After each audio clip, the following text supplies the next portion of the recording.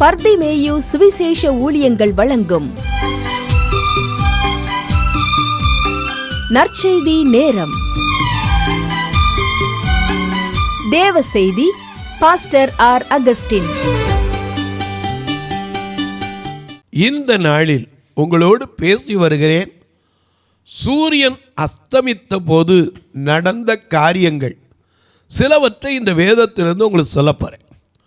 முதல்ல சொன்னேன், லூக்கா 4:40 சகல வியாதிகளையும் ஆண்டவர் தம்முடைய கையை நீட்டி சுகமாக்கினார். அவரிடத்தில் கொண்டு வந்தவங்களெல்லாம். மார்க் 1:32 பார்க்கிறோம், சகல பிடியாளிகளை மட்டுமல்ல, அசுத்த ஆவி பிடித்திருந்த அநேகரையும் அந்த சூரியன் அஸ்தமிக்கிற நேரத்தில் கொண்டு வந்தாங்க. அவர் எல்லாரையும் பற்பல வியாதிகளினால் பாதிக்கப்பட்டிருந்த அத்தனை பேரையும் சுகமாக்கினார். இந்த சூரியன் அஸ்தமிக்கும் போது அப்படின்னு எழுதியிருக்க, சூரியன் அஸ்தமிக்கிறதோ உதிக்கிறதோ தினம் நடக்கிற ஒரு ஹபிச்சுவல் ஆக்ஷன், தினம் நடக்கிற சாதாரண ஒரு காரியம். இரவு வந்தால் என்ன செய்யுது? கரெக்டாக சூரியன் அஸ்தமிக்குது, காலை வந்தால் உதிக்குது. நாமளும் ராத்திரி படுக்க போகும்போது சூரியன் மறைந்து அந்தகாரம் ஆயிற்றே அப்படின்னு பாடுறோம். ஐயாட்ட கேட்டால் ஐயா பாடியிருப்பார், சூரியன் அஸ்தமித்து ஓடி சென்றானே, ஜோதி நட்சத்திரங்களும் எழுந்தன வானில், சேரும் விலங்கு பட்சி சென்று அதிலெல்லாம் இளைப்பாரு, நானும் இளைப்பார போகிறேங்கிறான். பகலை ஆள ஒரு சுடர், இரவை ஆள ஒரு சுடர் என்று சூரியனையும் ஆண்டவர் உண்டாக்கினார். இந்த சூரியன் அஸ்தமிக்கும் போது நடந்த சில காரியங்கள் இந்த வேதத்தில் இருக்கிறது. உதிக்கும் போதும் சில காரியங்கள் இருக்கிறது. முதலாவது, அஸ்தமிக்கிற போது நடந்த ஒரு காரியத்தை நாம் பார்க்க போகிறோம். ஆதியாகமங்களின் புஸ்தகம், உங்கள் வேதாகமம் எங்கே இருந்தாலும் சரி, தயவு செய்து இந்த நிகழ்ச்சியை பார்க்கிற போது மறக்கவே கூடாது. உங்கள் கையில் எடுத்துக்கணும். ஆதியாகமம் 28ஆம் அதிகாரம் 11வது வசனத்தை அப்படி எல்லாரும் கையில் எடுப்பீங்களா? அப்படி கையில் எடுத்து எல்லாரும் தேடி எடுக்கிற வரைக்கும் சேர்ந்து படுமா? யாக்கோபே நீ வேறொன்று வா, யாக்கோபே நீ வேறொன்று வா, பூத்து குலுங்கிடுவா, காய்த்து கனி தருவா, பூத்து குலுங்கிடுவா, காய்த்து கனி தருவா, இந்த பூமியெல்லாம் நிரப்பிடுவா, இந்த பூமியெல்லாம் நிரப்பிடுவா. யாக்கோபே நீ வேறொன்று வா, யாக்கோபே நீ வேறொன்று வா.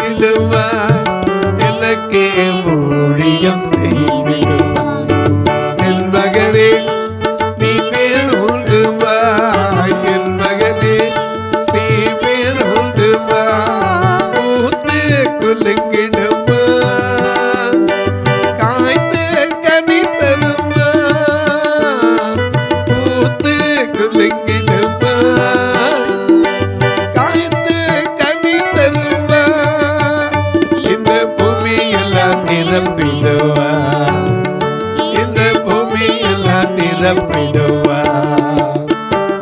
யாக்கோபே நீ வேறொன்று வா, யாக்கோபே நீ வேறொன்று வா.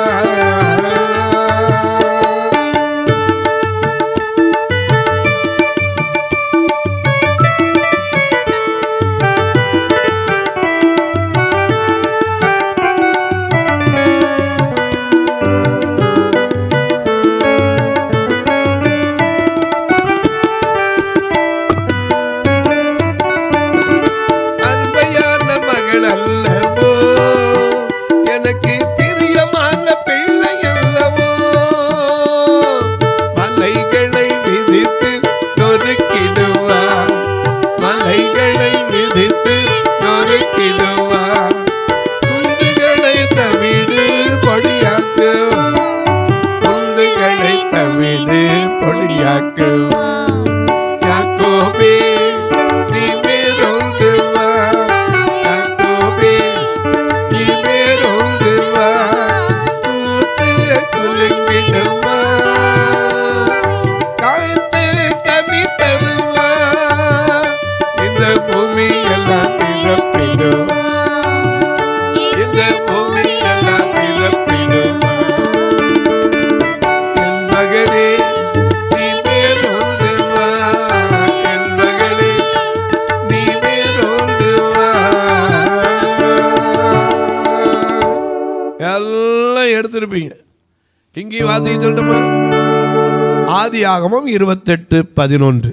ஒரு இடத்திலே வந்து ஒரு இடத்திலே வந்து சூரியன் அஸ்தமித்தபடியினால் சூரியன் அஸ்தமித்தபடியினால் அங்கே ராத்தங்கி அவ்விடத்து கற்களில் ஒன்றை எடுத்து தான் தலையின் கீழ் வைத்து அங்கே நித்திரை செய்யும்படி படுத்து கொண்டான். யாரை பத்தி எழுதப்பட்டிருக்கு? யாக்கோபு. முற்பிதாக்களில் ஒருவராகிய யாக்கோபு. ஆபிரகாமின் தேவனும் ஈசாக்கின் தேவனும் யாக்கோவின் பயபக்திக்குரியவர். ஆமா, எனக்கு கண்வாள இந்த யாக்கோபு தான் ஆண்டவர் இஸ்ரவேல் என்று பெயர் மாற்றினதையும் நீங்கள் மறக்கக்கூடாது. உன் பெயர் என்னன்னு கேட்டார். யாக்கோபுன்னா ஆதியாகமம் 32:24 வந்து போராடும் போது கேட்குற உன் பேர் என்னங்கிறார். அவன் சொன்னான் என் பெயர் யாக்கோபு. யாக்கோபா எத்தனா? இப்போ நீ என்ன தேடி வந்து என்கிட்ட ஆசீர்வாதம் பெற வந்திருக்க. நீ இனிமேல் யாக்கோபு இல்லை, எத்தனை இல்லை, இஸ்ரவேல். எனக்கு அன்பானவர்களே, நல்ல கவனிங்க. இங்கே யாரை பற்றி தான் எழுதப்பட்டிருக்கிறது? யாக்கோபு. இந்த யாக்கோபு முற்பிதாக்களில் ஒருவர் என்பது நீங்கள் அறிந்திருக்கிறீர்கள். 12 கோத்திரங்களும் யாரை கொண்டு தான் உருவாச்சு? இந்த யாக்கோபின் சந்ததியில்.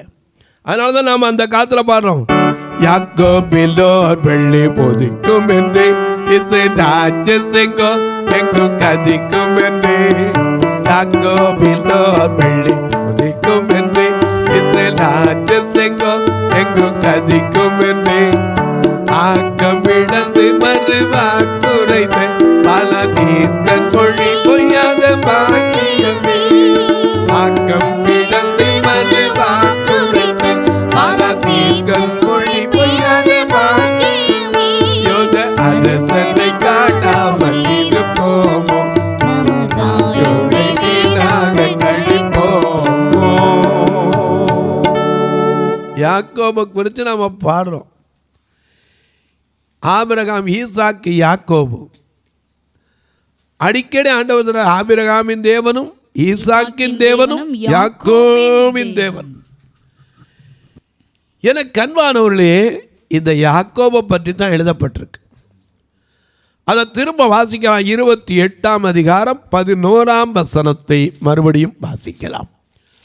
சாயங்காலம் ஒரு இடத்திலே வந்து சூரியன் அஸ்தமித்தபடியினால், ஏன்னா யாக்கோபு பயந்து வர்றார்.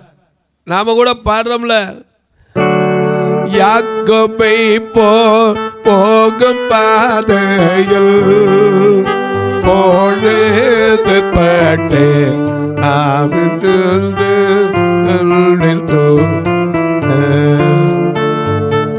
தூக்கத்தான கல்லில் சாய்ந்து தூங்கினானோ எல் கனாவில் போதை பொங்க ஆவலாய் கொள் அன்பை சேர தேவனேனா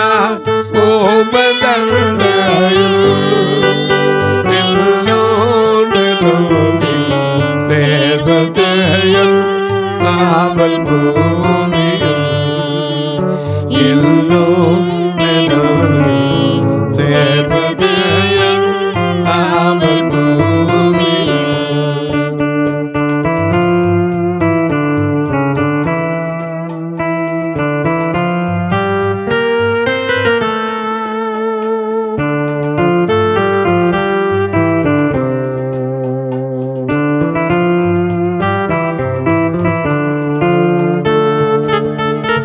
காற்றுக்கேறும் பண்டிகை போலவே என் பாதை தோன்று பண்ணுமையா எந்தன் தேவனே. இருமையாக நீர் எனக்கு தருவதெல்லாம் உமதென்றே.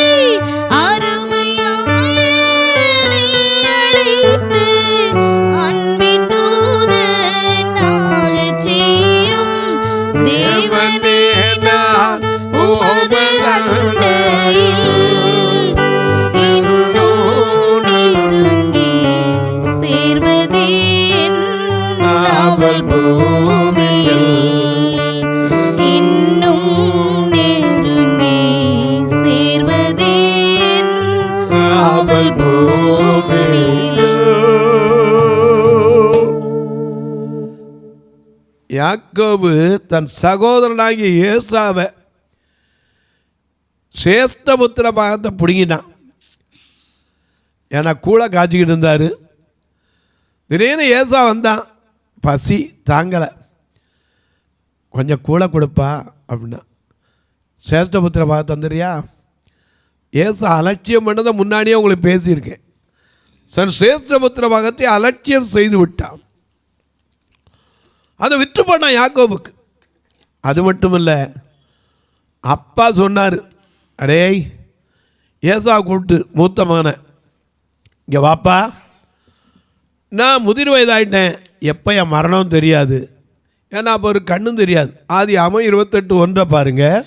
ஈசாக்கு யாக்கோபை அழைத்து அவனை ஆசீர்வதித்து கானானியருடைய குமாரத்திகளில் பெண் கொள்ளாமல் எழுந்து புறப்பட்டு பதான் அராமில் இருக்கிற உன் தாயினுடைய தகப்பனாகிய பெத்துவேலுடைய வீட்டுக்கு போய் அவ்விடத்தில் உன் தாயின் சகோதரனாகிய லாபானின் குமாரத்திகளுக்குள் பெண் கொள் என்று அவனுக்கு கட்டளையிட்டார். சர்வ வல்லமையுள்ள தேவன் உன்னை ஆசீர்வதிப்பார். ஆனா 27ஆம் அதிகாரத்தில் நீங்க பார்த்தீங்கன்னா, அங்கே அவனை ஈசாக்கு முதிர் வயதா இருக்கிறான்.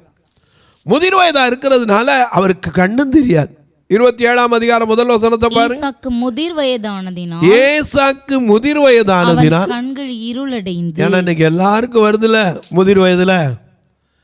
அதனாலதான் பெரிய எழுத்து பைபிள்லாம் வாங்கி வச்சுக்கிறோம். ஏன்னா கண்ணுக்கு என்ன செய்ய மாட்டேங்குது, தெரிய மாட்டேங்குது. ஆனா மோசைக்கு 120 வயசுல கூட என்ன செய்யல, கண்ணு மங்கவே இல்லை. இப்ப 55 வயசு 60 வயசுல என்ன செய்ய மாட்டேங்குது, கண்ணு தெரிய மாட்டேங்குது. ஏன்னா கண்பாருடைய அவர் முதிர் வயதாத போது அவருக்கு பார்வை குறைஞ்சிருச்சு. அவன் சொன்னான், வாசிங்க ஆதியாகமம் 27:2 வாசிங்க. அப்பொழுது அவன் நான் முதிர் வயதானே, என் மரணம் இன்ன நாளில் என்று அறியே. இன்னைக்கு எத்தனை பேர் இந்த தொலைக்காட்சி முன்னாடி உட்கார்ந்து முதிர் வயதா இருக்கிற எப்போ எனக்கு மரணம்? பயப்படாதீங்க. ஏன்னா மரணம் யாருக்கும் சொல்லிக்கிட்டு வர்றதே கிடையாது. மரணம் யாருக்கும் சொல்லிட்டு வர்றது கிடையாது. ஏன்னா நம்ம பாடுவோம், மரணமே நின்னையா நேரமே பிரிவினை செய்யும் நீ, மரணமே நின்னையா நேரமே பிரிவினை செய்யும் நீ, கருணம் போக்காதே கிருபை தாங்குது இது தேடு தல்வி, கருணம் போக்காதே கிருபை தாங்குது இது சமயம் தேடு தல்வி, மாறுமே இயேசு பாதம் சேருமே, பாரில் பாவம் தேருமே. நம்ம பாரு, மரணம் போனால் சந்திக்குமே, மறவாதே உன் ஆண்டவரை. மரணம் எல்லாருக்கும் உண்டு. ஏன்னா வேதம் சொல்லுது, மனிதன் ஒரு தரம் பிறப்பதும் பின்பு நியாய தீர்ப்பு அடைவதும் மனுஷனுக்கு நியமிக்கப்பட்டிருக்கிற ஒன்று. மண்ணிலிருந்து எடுக்கப்பட்டவன் எங்க திரும்பணும்? மண்ணுக்கு திரும்பணும். இது நீதி. இன்னைக்கு முதிர் வயதானவுடனே சிலருக்கு பயம், எந்த நேரம் என்ன வரும். ஐயா, எல்லாரும் ஒரு நாள் என்ன செய்யணும், இந்த பூமியை விட்டு அவனிடத்துக்கு போய்த்தான் ஆகணும். ஏன்னா தன்னை தந்த தேவனிடத்தில் ஆத்மா திரும்பணும். ஏன்னா இயேசு அதை சொல்லியே செய்தார். பிதாவே, என் ஆவியை உம்முடைய கையிலே ஒப்புவிக்கிறேன். எங்கே சொன்னார்? சிலுவையில் சொன்னார். மற்ற 27ஆம் அதிகாரத்தில் 49-50 வசனத்தில் வாசிக்கிறோம், எல்லாம் முடிந்தது என்று சொல்லி அந்த பெரிய சத்தமிட்டு என் ஆவியை ஒப்புவிக்கிறேன் என்று சொன்னார். ஏன்னா ஜீவன் தந்தவர் அவர். அந்த ஜீவன் தந்தவர் இடத்துல நம்ம என்ன செய்யணும்? ஜீவன் போய் சேரணும். மண்ணிலிருந்து எடுக்கப்பட்டனால மண்ணுக்கு என்ன செய்யணும்? போய் சேரணும். மரணத்தை குறித்து பயப்படக்கூடாது. யாக்கோபுக்கு அந்த வாயிலிருந்து அந்த வார்த்தை வந்துச்சு. அவரே சொல்றாரு, நான் முதிர் வயது உள்ளவனானே, எந்த நேரம் என் மரணம் வரும்னு என்ன செய்ய முடியாது, தெரியாது. ஆகையால் ஏன் தெரியாது தெரியுமா? ஆண்டவர் சில காரியத்தை ஏன் மறைவா வச்சிருக்கா தெரியுமா? இப்படி வச்சிருக்கும் போதே மனுஷன் என்ன இல்லை, தெய்வ பயம் இல்லை. மரணம் மட்டும் தெரியும்னு வச்சுங்க, நாளை கழிச்சு 11:45 நீ சாக போறன எவனா நிம்மதியாக இருப்பானா? எப்போ தெரியாதுங்க. சில காரியத்தை தேவன் மறைத்து வைத்திருக்கிறார். சில கண்களுக்கு கூட அது புலப்படாது. ஞானம் அதை மாதிரி தான். வல்லூரின் கண்களுக்கு கூட அந்த ஞானம் தெரியாது. எனக்கு அன்பானுடைய நல்ல கவனிங்க, இவருக்கு ஒரு பயம். இன்றைக்கி இருக்கிற உலகத்துலேயும் எல்லாருக்கும் வயசாச்சுன்னா உடனே பயம் வந்துடுது. எப்போ வரும்? ஏன்னா சாவு எப்படி சொல்லிக்கிட்டு வராது. திருடன் என்ன சொல்லிக்கிட்டா வாரா? நம்ம பாடுறோம்ல, திருடனை சாவு பண்ணும் திருக்கிடு வண்டியும் அப்போ, திருடனை சாவு பண்ணும் திருக்கிடு வண்டியும் அப்போ, பாம்பின் வாழ தவள் பரிதவி பணியும் அப்போ, பாம்பின் வாயின் தவளை போல பரிதவி பணியும் அப்போ, நம்ப வேண்டாம் நம்ப வேண்டாம், பொய்யுலகை நம்ப வேண்டாம், ஆசை காட்டி மோசம் செய்யும் பாடுலகை நம்ப வேண்டாம், ஆசை காட்டி மோசம் செய்யும் பாடுலகை நம்ப வேண்டாம். ஏன்னா உலகமும் அதை நிச்சயம் ஒளிந்து போம், தேவனுடைய சித்தத்தின்படி செய்கிறவனே நிலைத்திருப்பான். 1 யோவான்ல வாசிக்கிறோம். அதனாலதான் தாவீது சொன்னான், நான் கர்த்தருடைய வீட்டிலே நீடித்த நாட்களாய் நிலைத்திருப்பேன். ஆமா, நமக்கு செத்த பிறகு வாழ்வு இருக்கு. அதனாலதான் சொன்னாரு. ஒருத்தன் கேட்டான், மத்தேயு எழுதின சுவிசேஷத்தில் 22ஆம் அதிகாரத்தில் ஒருத்தன் வந்து, ஐயா, ஒருத்தனுக்கு 7 புருஷன் இருந்தான். முதல்ல ஒருத்தன் இருந்தான், அவன் செத்து போயிட்டான். அடுத்தவனுக்கு சகோதரனுக்கு மனைவியாக கொடுத்தான், அவனும் செத்து போயிட்டான். இப்படி ஒருத்தருக்கு வந்தாலும் ஒருத்தர் எத்தனை பேர் போயிட்டான்? 7 பேரும் போயிட்டான். உமது வருகையில் யார் அவனுக்கு புருஷனா இருப்பான்னா? இயேசு சொன்னார் மத்தேயு 22:29, இயேசு அவர்களுக்கு பிரதியுத்தரமாக வேத வாக்கியங்களை தேவனுடைய வல்லமையை அறியாமல் தப்பான எண்ணம் கொண்டிருக்கிறீர்கள். உயிர்த்தெழுதலில் கொள்வனையும் கொடுப்பனையும் இல்லை. ஆமா, அங்க அப்படியா கொழுந்தியா நாத்தனா எல்லாம் உறவும் கிடையாது. அங்க எல்லாரும் எப்படி இருப்போம்? அவர்கள் பரலோகத்திலே தேவதூதரை போல். அவ்வளவுதான், அங்க உட்கார்ந்து நினைச்சுக்கிட்டு இருப்போம் எல்லாரும் ஒரே மாதிரி. துதி தல்கிய பனமண்டல சுபிசேடங்க நாமம் சுபமல் இடமிது சல்கம் சுபசோபண்ட சேமம். துதி தங்கிய பரமண்டல சுபிசேடக நாமம்.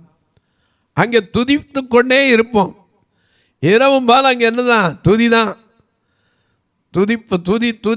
துதிப்போம் அல்லேலூயா பாடி பாடுறோம்ல. அங்கே உட்காந்துட்டு என்ன செய்வோம்? ஏசுபையே துதிசை நீ மனமே, ஏசுபையே துதிசை, ஏசுபையே துதிசை நீ மனமே, அந்தரபாந்தரையும் தரதந்தன், அந்தரபாந்தரையும் தரதந்தன், சுந்தர மிகுந்த சகுந்தர நந்தன், சேசுபையே துதிசை நீ மனமே, சுவையே துதிசை நீ மனமே, சுவையே துதிசை.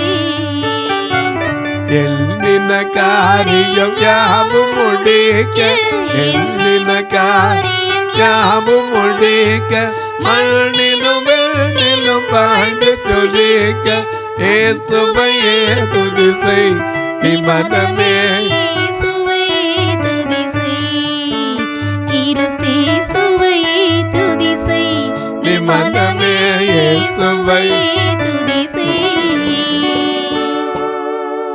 அங்க உட்கார்ந்து இப்படித்தான் பாடிக்கிட்டு இருப்போம்.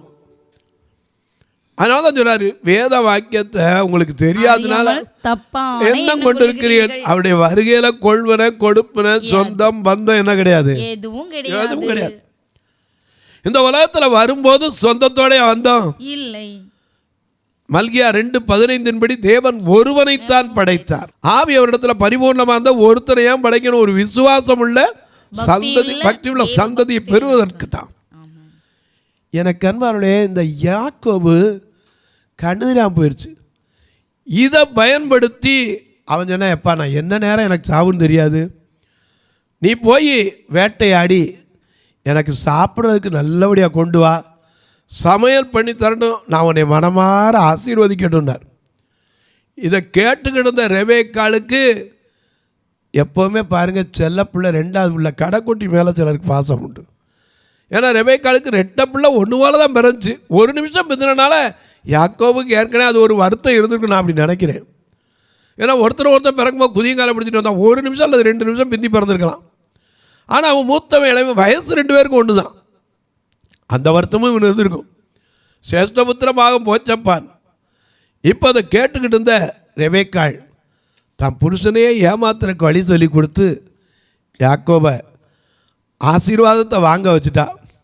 அப்படி வச்சதுனால என்ன நடந்தது, தன் சகோதரனுக்கு அது தெரிந்தபோது அவனுக்கு இவன் மேலே ஒரே கோபம். இப்போ பயந்து ஓடி போகிறதுக்கு வழி சொல்கிறார். எப்பா நீ எதுக்கு இங்கே இருக்க, நான் விட்டு வந்து அந்த தேசத்துக்கு போய் உன் மாமா வீட்டுக்கு போகிறார். இப்போ போகிறதுக்கு பகலில் எப்போ புறப்பட்டான்னு எழுதப்படலை. சூரியன் அஸ்தமிக்கும் போது வந்து சேர்ந்தான். எந்த இடம் தெரியாது, ஒரு கல்லை தலைக்கு எடுத்து வச்சு படுத்தான். அங்கே தான் அவனுக்கு வழி திறந்தது. சூரியன் அஸ்தமிக்கும் போது நீ ஆண்டவரிடத்தில் தேடி வருவாயானால் உனக்கு அடைக்கப்பட்ட வாசல் திறக்கப்படும். தொலைக்காட்சியில் பார்க்கிற என் அன்பு மக்களே, இந்த நிகழ்ச்சியை நாள்தோறும் பார்க்குறீங்க, கேட்குறீங்க, பரவசம் அடைகிறீங்க, ரொம்ப சந்தோஷம். கேட்குறதோடு விட்டுறாமல் ஒரு வார்த்தை ஜெபம் பண்ணுவீங்களா? இது தொடர்ந்து வரணும், இதற்கான தேவைகள் சந்திக்கப்படணும். எங்களுடைய சபையோ 2 கண்ணு தெரியாத மக்கள், இவங்களை ஒரு நாள் நான் சும்மா அனுப்பக்கூடாது. நல்லா சாப்பிட வச்சு சத்தியத்தையும் சொல்லி, அந்த காலத்தில் சொல்லுவாங்களே ஏதாவது சோப்பு சூப்பு சால்வேஷன்னாங்க. முதல்ல நல்லா சோப்பு போட்டு குளிக்க சொன்னால் அப்புறம் சூப்பை தெம்பு கொடுக்குற, அப்போ தான் ரட்சிப்பை பற்றி சொல்லணும். இவங்களை அப்படி தான் இன்றைக்கி அழைச்சிட்டு வந்து கூப்பிட்டு சொல்லி திரும்பி அனுப்பிக்கிட்டு இருக்கோம்.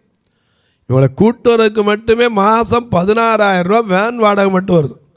ஆண்டவர் எங்கே இருந்தாவது ஒரு வேனை யாரை கொண்டாவது கொடுப்பதற்கு எழுப்பி தர செய்வீங்க. உங்கள் பிறந்த நாள், திருமண நாள் போன்ற நல்ல நாட்களிலே ஒருவேளை உணவு கொடுக்க உதவலாம். ஆலயத்தில் வரவங்களுக்கு சில நேரம் ஐயா நாங்கள் அவ்வளோ கொடுக்க முடியாது, ஒரு 10 பேர் 5 பேர் கொடுவோம். அங்கேயே தங்கி இருக்கிற மக்களுக்கு நீங்கள் உணவு கொடுக்கலாம். அது மட்டும் இல்லை, பார்வையற்றோர் மரித்தா கூட சொந்தக்காரங்க அடக்கத்துக்கு வர மாட்டேன்றாங்க, காசு போயிடும். எப்போதும் ஒரு ஃபியூனரல் ஃபண்டு வச்சுருக்கணும். இவர்களுக்கு வருஷத்துக்கு ஒரு திருமணம் செய்து வைப்பது எங்கள் சபையில் உண்டு. 2 கண்ணு தெரியாதவங்களுக்கு கல்யாணம் நடக்க கிராமத்தில் சொன்னால் சிரிப்பீங்க, இவங்களுக்கு போய் கல்யாணமா? ஆனால் வந்து பாருங்கள், அவர்களுக்கு பிள்ளைகள் நல்ல பார்வை உள்ள பிள்ளைகள், அந்த பிள்ளைகளுடைய கல்விக்காகவும் உதவ தேவை உண்டு. எப்படி பிரதர் நாங்கள் உதவுறது? இதில் 2 நம்பர் வந்துக்கிட்டே இருக்கும், ஜிபே, ஃபோன்பே, இது வழியாக தொடர்பு கொள்ளலாம். ஒருவேளை பிரதர் நாங்கள் உதவி செஞ்சாலும் எங்களுக்கு கணக்குன்னு ஒன்று வைக்கிறதுக்கு கட்டாயம் வச்சு தான் என்ன இன்றைக்கி இருக்கிற சூழ்நிலை அப்படின்னு சொன்னீங்கன்னா, நான் சொல்கிற நம்பருக்கு நீங்கள் தொடர்பு கொண்டுட்டு உங்கள் பேன் கார்டு, ஆதார் நம்பர் அனுப்புனீங்கன்னா அதற்கான ரிசிப்ட் வந்து சேரும். 8438852500 இந்த நம்பருக்கு அனுப்பிட்டு எனக்கு கூட சொல்லணும். வாட்ஸ்அப்பில் நீங்கள் ஆதாரையும் உங்கள் பேன் நம்பரை அனுப்புவீர்களானால் நிச்சயமாக உங்களுக்கு அது கணக்கு வைப்பதற்கு உதவியாக இருக்கும். உங்கள் ஜெபக்காரி எது இருந்தாலும் காலை 10 மணிலேருந்து 5 மணிக்குள்ளே சொல்லலாம். நானும் உங்களுக்காக இப்போ ஜெபிக்கட்டுமா? எல்லாம் ஒருமனப்பட்டு. நல்ல பிதாவே, சில வேளைகளிலே எங்கள் வாழ்க்கையில் அஸ்தமித்தது போல ஒரு சூழ்நிலை இருக்கலாம். ஒரு வழியும் தெரியாமல் தடுமாறி நின்ற யாக்கோபுக்கு இரவிலே தரிசனமாகி நான் உன்னோடு இருப்பேன் என்று வாக்களித்த தெய்வமே, யார் யார் பாதை தெரியாத ஆட்டைப் போல அலைந்து திரிகிற உலகத்தில் நல்ல மெய்ப்பனாக தேடி வந்து மீட்கும் தெய்வமே, இந்த தொலைக்காட்சி முன்னாடி யார் யார் வேதனையோடு, கண்ணீரோடு, கவலையோடு, வியாகுலத்தோடு, மனதில் பாரத்தோடு அமர்ந்திருக்கிற ஒவ்வொருவரையும் கண்ணோக்கி பாருங்க. அவருடைய மனதில் இருக்கிற கவலைகளை மாற்றுங்க, கண்ணீரை மாற்றுங்க. பிறந்த நாள், திருமண நாளை நினைவு கூறுகிறவர்களுக்கு ஒரு வருஷத்தை கூட்டி கொடுத்ததற்காய் ஸ்தோத்திரம். குழந்தை பாக்கியம் இல்லாதவர்களுக்கு நல்ல குழந்தை பாக்கியத்தை கொடுங்க. படிக்கிற பிள்ளைகளுக்கு நல்ல ஞானத்தை கொடுங்க. தேர்வு எழுதுகிற எல்லா பிள்ளைகளுக்கு +2, 10th போன்ற தேர்வு எழுதுகிற பிள்ளைகளுக்கு நல்ல ஞானத்தை கொடுங்க, நினைவாற்றலை கொடுங்க. பிள்ளைகள் இல்லாத குடும்பத்தில் அவருடைய சந்தோஷப்படும்படி கற்பத்தின் கனியை ஆசீர்வதிங்க. வியாதி படுக்கையில் இருப்போருக்கு பரிபூரண சுகத்தை கொடுங்க. இந்த ஊழியத்தை தாங்குகிற, ஜெபிக்கிற, கொடுக்கிற எல்லா மக்களையும் வானத்தின் பலகணிகளை திறந்து இடங்கொள்ளாமல் போக மட்டும் ஆசீர்வாதத்தை வர்ஷிக்கப்படுங்க. வானத்திற்கும் பூமிக்கும் சகல அதிகாரம் கொண்ட இயேசு கிறிஸ்துவின் ஈடு இணையற்ற வல்லமையுள்ள நாமத்தில் ஜெபிக்கிறேன் நல்ல பிதாவே, ஆமென். சபை ஆராதனை ஞாயிறு காலை 10 மணி முதல் 12 மணி வரை. இடம் பர்திமேயு சுவிசேஷ ஆலயம், அன்னை சத்யா நகர், இளமனூர் அஞ்சல், சக்கிமங்கலம் வழி, மதுரை மாவட்டம். பின்கோட் 625201 மற்றும் பர்திமேயு சுவிசேஷ ஜெப வீடு, flat number 107, Eden garden, Muthur, Tirunelveli. Pincode 627011. சிறப்பு உபவாச கூட்டம் ஒவ்வொரு மாதமும் 2வது சனிக்கிழமை காலை 10 மணி முதல் 1 மணி வரை நாகர்கோவில் YMCA ஹாலில் வைத்து நடைபெறுகிறது. மற்றும் ஒவ்வொரு மாதமும் 4வது சனிக்கிழமை காலை 10 மணி முதல் 1 மணி வரை திருநெல்வேலி புதிய பேருந்து நிலையம் அருகில் உள்ள கிரேஸ் ஹாலில் வைத்து நடைபெறுகிறது.